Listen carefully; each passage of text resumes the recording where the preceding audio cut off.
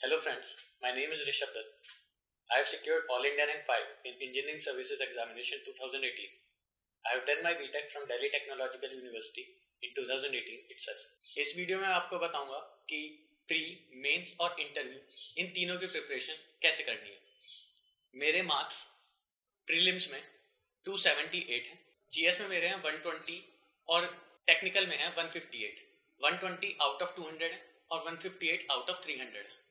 तो जीएस जो हमारा पहला स्टेज होता है प्रीलिम्स का, वो क्योंकि 10 सब्जेक्ट्स हैं जो हमने फर्स्ट ईयर में पढ़े होते हैं अपने, उसकी तैयारी करने के लिए आपने जो भी अपने नोट्स बनाए या तो यूट्यूब से बनाए या क्लासरूम प्रोग्राम से बनाए या कैसे भी आपने नोट्स बनाए हैं, उन नोट्स को आप 3-4 बार अपने आप से रिवाइज करिए। इसके साथ करंट अफेयर्स जो कि एक मेन चैलेंज होता है, उसके लिए एक एनुअल एडिशन करके बुक आएगी नवंबर के महीने में, उसमें से आप उस मैगजीन को 3-4 बार पढ़िए।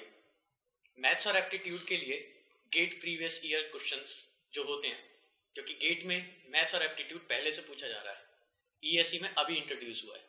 तो अगर आपने गेट के प्रीवियस ईयर्स के क्वेश्चंस कर लिए हैं मैथ्स और एप्टीट्यूड के, तो आप उसके थ्रू सेल थ्रू कर जाओगे पूरे पेपर को। इसके साथ जो जीएस के बाकी टॉपिक्स हैं बचे हुए करंट अफेयर्स को छोड़ के, उसके लिए आप ऑनलाइन रेफर कर सकते हैं और ऑफलाइन भी रेफर कर सकते हैं। जो भी आपने बनाए हो नोट्स, अपने जो बनाए हैं आपको एक जगह उन नोट्स को लिखना होगा। जो भी आप टेस्ट सीरीज लिख रहे हैं उसके अंदर जो नए क्वेश्चन आपको मिले उसे उन्हीं नोट्स पे ऐड करते रहें और उन नोट्स को बार बार पढ़ते रहें, जिसकी वजह से जब भी वो क्वेश्चन दोबारा एग्जाम में आएगा तो आपको नया नहीं लगेगा, वो आपने कभी ना कभी पढ़ा होगा। जीएस को करने के लिए हमेशा आपको सही आंसर पता हो ऐसा नहीं होगा, आपको एलिमिनेशन करना होगा क्वेश्चंस का। इसके साथ जो टेक्निकल है हमारा, उस पे आते हैं।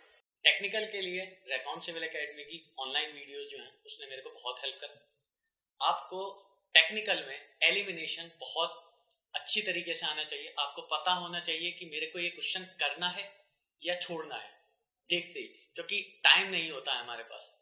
180 मिनट है, 150 क्वेश्चन है और इस बार तो 5 ही क्वेश्चन असर्शन रीजन पूछे गए, यानी कि 145 आपके पास क्वेश्चन हो गए हैं। असर्शन रीजन पहले कम टाइम लेते थे क्योंकि 30-30 क्वेश्चन आते थे, लेकिन इस बार कम ही आए हैं। तो यूपीएससी का कोई भरोसा नहीं है, कुछ भी पूछ सकता है। तो उस हिसाब से आपको ये देखना आना चाहिए कि कैसे आपको क्वेश्चन छोड़ना है। वो आपको टेस्ट सीरीज से और जो प्रीवियस ईयर के क्वेश्चन हैं उनके लेवल 1, लेवल 2 और लेवल 3 वाले जो हैं, तो लेवल 3 आपको आइडेंटिफाई करने आने चाहिए। अब मैं बात करूंगा मेंस की। तो मेरे मेंस में पेपर 1 में 200 मार्क्स हैं 300 में से, और सेकंड पेपर में 212 मार्क्स हैं 300 में से, तो टोटल 412 मार्क्स हैं मेरे 600 में से। मेंस की प्रिपरेशन बिल्कुल अलग है प्री की प्रिपरेशन से। प्री में आपको ज्यादातर फैक्ट्स याद करने होंगे, मेंस में आपको लिखना आना चाहिए आंसर्स को। जो बच्चे क्या करते हैं कि थ्योरी पे कम फोकस करते हैं और न्यूमेरिकल पे ज्यादा फोकस करते हैं। ये बिल्कुल अच्छी बात है कि आप न्यूमेरिकल पे ज्यादा फोकस करिए, वो आपको नंबर दिलाएंगे। लेकिन जो सेकंड पेपर है, आप कभी देखिए उस सेकंड पेपर को, जो ईएस का सेकंड पेपर है, उसके अंदर 300 में से 150 मार्क्स की थ्योरी है और 150 मार्क्स का ही न्यूमेरिकल है। तो अगर आपने न्यूमेरिकल बहुत अच्छा कर लिया तो आप 150 ही ला पाएंगे, आपको थ्योरी में कोई नहीं देगा। थ्योरी करने के लिए एक तरीका है, जो भी प्रीवियस ईयर क्वेश्चंस हैं उनके जो सॉल्यूशंस हैं थ्योरी के, वो आप एक कन्वेंशनल एक्स्ट्रा करके कॉपी बना लीजिए। उसके अंदर उन क्वेश्चंस को सब्जेक्ट वाइज लिखते रहिए। जैसे सॉइल का ये क्वेश्चंस आए थ्योरी वाले, ये एक जगह लिख लिए। हाइड्रोलॉजी क्या है, एनवायरमेंट क्या है। तो इससे क्या होगा, जब आपके पास 2 घंटे का ब्रेक मिलता है पेपरों के बीच में, पेपर 1 और पेपर 2 के असली पेपर जो होता है ईएससी का, उसके पेपर 1 पेपर 2 के बीच में 2 घंटे का ब्रेक मिलता है। तो जैसे एनवायरमेंट है उसकी थ्योरी हम भूल जाते हैं, और सॉइल मैकेनिक्स है उसकी जो लास्ट वाले सॉइल एक्सप्लोरेशन वाले टॉपिक्स, उसकी थ्योरी हम भूल जाते हैं। तो इन टॉपिक्स को आप उसी 2 घंटे में रिवाइज कर सकते हैं जल्दी, क्योंकि आपने खुद उनको लिखा है नोट्स को। तो इस तरीके से आपकी थ्योरी कवर हो जाएगी। न्यूमेरिकल पोर्शन के लिए आप प्रीवियस ईयर के क्वेश्चन करिए, उनको करीबन आपको 2 से 3 बार करना है। और जैसे रेकॉन का व्हाट्सएप ग्रुप है मेंस प्रिपरेशन वाला, उसमें डेली क्वेश्चन पोस्ट होता है, आप उस क्वेश्चन को देखिए और उसको रीपोस्ट करिए। मेंस में आपको अपनी राइटिंग स्किल्स पे ज्यादा फोकस करना होगा। जैसे आपके आंसर्स जो आप सॉल्यूशन करते हैं उसके बीच बीच में आंसर्स निकल के आते हैं, जैसे वाटर कंटेंट आ गया, सैचुरेशन आ गया, तो उनको बॉक्स के थ्रू हाईलाइट कर दीजिए ताकि वो एग्जामिनर को दिक्कत ना हो उसे ढूंढने में। इसके साथ जैसे हमारी थ्योरी आती है या कोई भी थीम्स इक्वेशन के ऊपर क्वेश्चन है, ड्यूपिट्स के ऊपर क्वेश्चन है, तो आप पहले लिख दीजिए कि ये इक्वेशन होती है, उसको बॉक्स में कर दीजिए और उसके बाद उस इक्वेशन को यूज करिए। जो भी आपका न्यूमेरिकल है, अगर उसमें कोई फॉर्मूला इनबिल्ट है या जो भी एम्पिरिकल इक्वेशन आनी है, तो आप उसी एम्पिरिकल इक्वेशन को लिखिए, उसके साथ एजम्पशंस लिखिए, ताकि वो एग्जामिनर को एक अच्छा बेंचमार्क देता है कि इस बच्चे को आता है वाकई।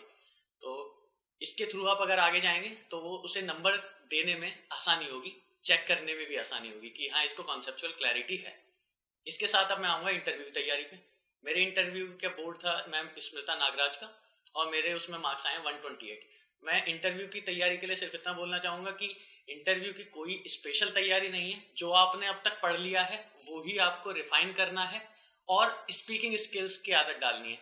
वो कैसे डलेगी? आप जितने ज़्यादा मॉक इंटरव्यूज हो सके वो प्रैक्टिस करिए, जितने ज़्यादा मॉक इंटरव्यूज दे सकते हैं। मैंने करीबन 12 मॉक इंटरव्यूज दिए थे, तो जो भी क्वेश्चंस असली इंटरव्यू में आए वो सारे ऑलमोस्ट उसी 12 इंटरव्यूज में से थे, तो मेरे को कुछ भी नया वहां पे सोचना नहीं पड़ा और मैं हंसते हंसते वहां पे आंसर दे पाया। और इंटरव्यू में क्या और मदद करता है, जितनी देर आपने तैयारी करी होगी उतना आपको मदद करेगा। जैसे मेरी तैयारी सेकेंड ईयर से थी, second year, third year, fourth year, तो मेरे पास 3 ईयर का नॉलेज बेस था, जिसकी वजह से मेरे को आसानी हुई वहां पे आंसर देने में। इंटरव्यू बेसिकली आपके फंडामेंटल्स और कॉन्सेप्ट का चेक है। ये आपका थ्योरेटिकल चेक नहीं है, ना ही फॉर्मूला चेक है। वो आपका कॉन्फिडेंस देखेंगे, किस कॉन्फिडेंस से आप उन्हें आंसर दे रहे हो। वो एक ऑफिसर को देखना चाह रहे हैं, तो जब भी आप इंटरव्यू के अंदर घुसें तो ऑफिसर की तरह घुसें, और जब बाहर आए तो भी ऑफिसर की तरह ही बाहर आए। वो क्योंकि ऑफिसर को देखना चाह रहे हैं वहां पे। इंटरव्यू में कभी भी ब्लफ नहीं करना चाहिए, क्योंकि वहां पे 4 मेंबर्स बैठे हुए हैं और चारों सीनियर आईएएस ऑफिसर्स हैं या टेक्निकल एक्सपर्ट्स हैं। उनको पूरी पूरी तरह पता है कि ये टेक्निकल में क्या होता है जो उन्होंने क्वेश्चन पूछा है। तो अगर आप उसको झूठ बोलना चाहेंगे, वो तुरंत 1 मिनट में आपको पकड़ लेंगे, जिससे आपका इमेज डाउन होती है और नंबर कटते हैं। तो बस मैं इतना ही बोलना चाहूंगा कि मेहनत करिए और रिवाइज करते रहिए। जितना आप रिवाइज करेंगे उतना आपका कॉन्सेप्ट अच्छा होगा और मार्क्स ज्यादा आएंगे। Thank you very much and keep enjoying your civil engineering.